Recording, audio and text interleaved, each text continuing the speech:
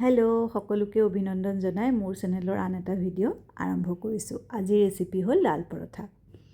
ডাল পৰঠাৰ বাবে আধা কাপ বুট দাইল এঘণ্টাই তিয়াই থৈ প্ৰেছাৰত হাই ফ্লেমত এটা হুইচেল লগাই ল'ব। এতিয়া দাইল আৰু পানীখিনি সম্পূৰ্ণৰূপে ছেপাৰেট কৰি ল'ব। এটা মিক্সিত দাইলখিনি দি দুটা জলকীয়া, 1 ইঞ্চি আদা, হিং 1/4 স্পুন, 1/4 স্পুন জিৰা, নমখ সোৱাদ অনুসৰি দি সকলোখিনি মিহলাই পেলাব।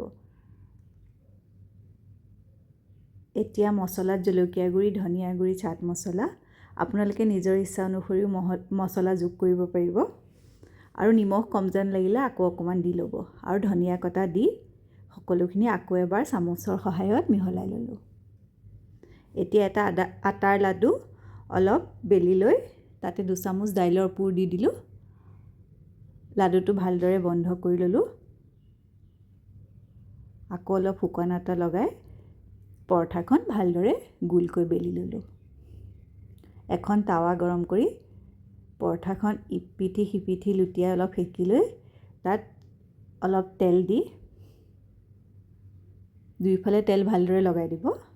তাৰপিছত পৰঠাখন ভালদৰে সেকিব। চাৰিওকাষ ভালদৰে ৰঙচুৱা আৰু মাছ ভাগো ভালদৰে সেকাৰ পিছত আপোনাৰ পৰঠা তৈয়াৰ হৈ যাব।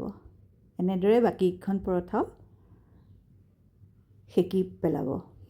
ঠাণ্ডাত পৰঠা খোৱাৰ মজাই বেলেগ। বাটাৰ আৰু দৈৰ লগত পৰঠা পৰিৱেশন কৰক।